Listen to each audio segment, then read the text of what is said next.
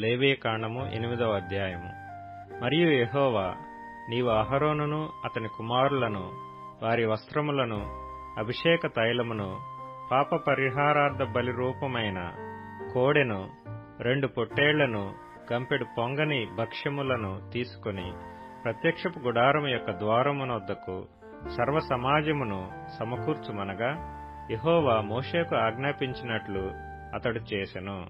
సమాజము ప్రత్యక్షపు గుడారము యొక్క ద్వారమునొద్దకు కూడిరాగా, మోషే సమాజముతో, చేయవలెనని యెహోవా ఆజ్ఞాపించిన కార్యము ఇదే అనెను.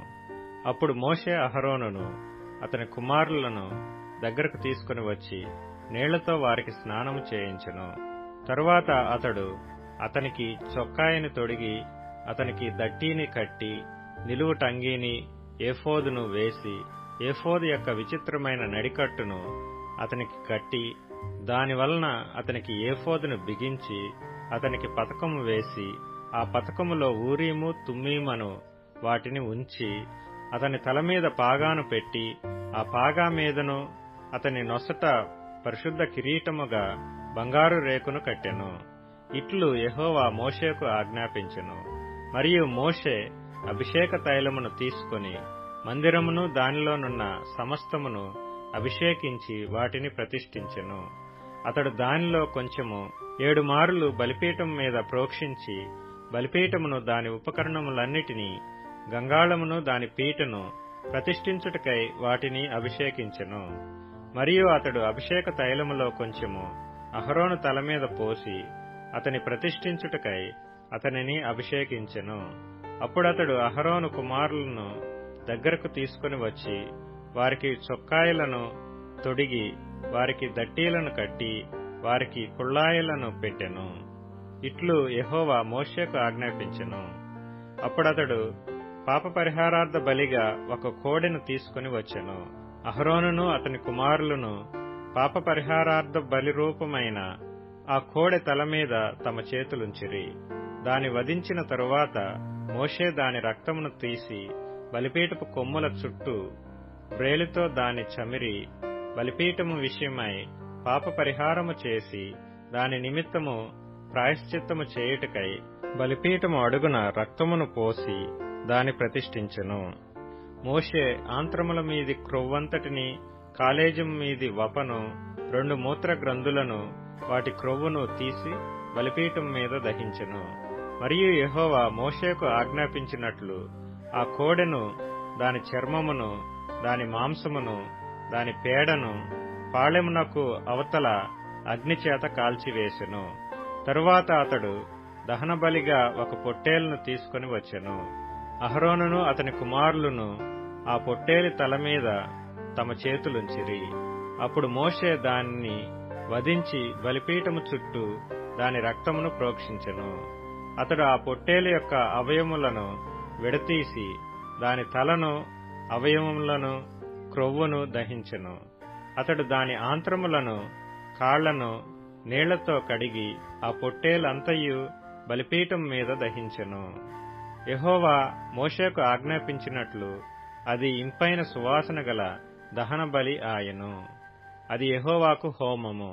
అతడు 2వ పొట్టేలును, అనగా ఈ ప్రతిష్ఠితమైన పొట్టేలును తీసుకుని రాగా, అహరోనును అతని కుమారులను ఆ పొట్టేలి తల మీద తమ చేతులుంచిరి.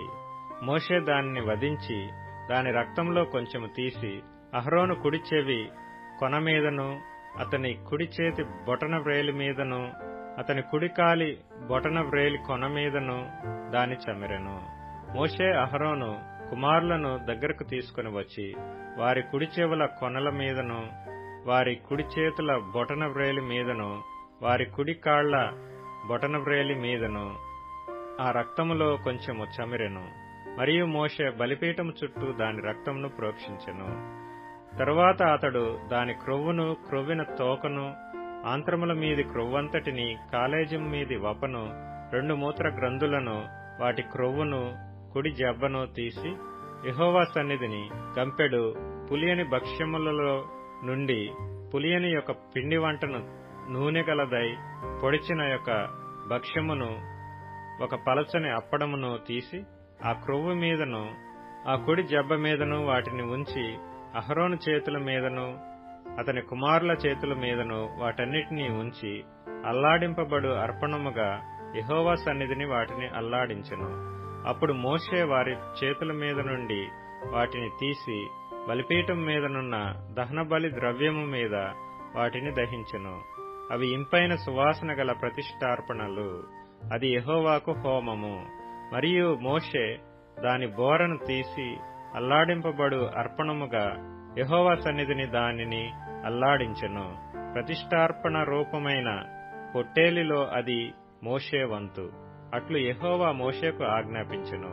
మరియు మోషే అభిషేక తైలములో కొంతయు బలిపీఠం మీది రక్తములో కొంతయు తీసి అహరోను మీదను అతని వస్త్రముల మీదను అతని కుమారుల మీదను అతని కుమారుల వస్త్రముల మీదను దానిని ప్రోక్షించి అహరోనును అతని వస్త్రములను అతని కుమారులను అతని కుమారుల వస్త్రములను ప్రతిష్ఠించెను. అప్పుడు మోషే అహరోనుతోనూ అతని కుమారులతోనూ ఇట్లనెను, ప్రత్యక్షపు గుడారము యొక్క ద్వారమునొద్ద ఆ మాంసమును వండి అహరోనును అతని కుమారులను తినవలెనని నేను ఆజ్ఞాపించినట్లు అక్కడనే దానిని ప్రతిష్ఠిత ద్రవ్యములు గల గంపలోని భక్ష్యములను తినవలెను. ఆ మాంసములోను భక్ష్యములోను మిగిలినది అగ్నిచేత కాల్చివేయవలెను. మీ ప్రతిష్ఠ దినములు తీరు వరకు 7 దినములు ప్రత్యక్షపు గుడారము యొక్క ద్వారమునొద్ద నుండి బయలు వెళ్లకూడదు. 7 దినములు మోషే మీ విషయములో ఆ ప్రతిష్టను చేయుచుండును. మీ నిమిత్తము ప్రాయశ్చిత్తము చేయుటకై అతడు నేడు చేసినట్లు చేయవలెనని యెహోవా ఆజ్ఞాపించెను. మీరు చావకుండునట్లు మీరు ప్రత్యక్షపు గుడారము యొక్క ద్వారమునొద్ద 7 దినముల వరకు రేయింబగళ్లుండి యెహోవా విధించిన విధిని ఆచరింపవలెను. నాకు అట్టి ఆజ్ఞ కలిగెను.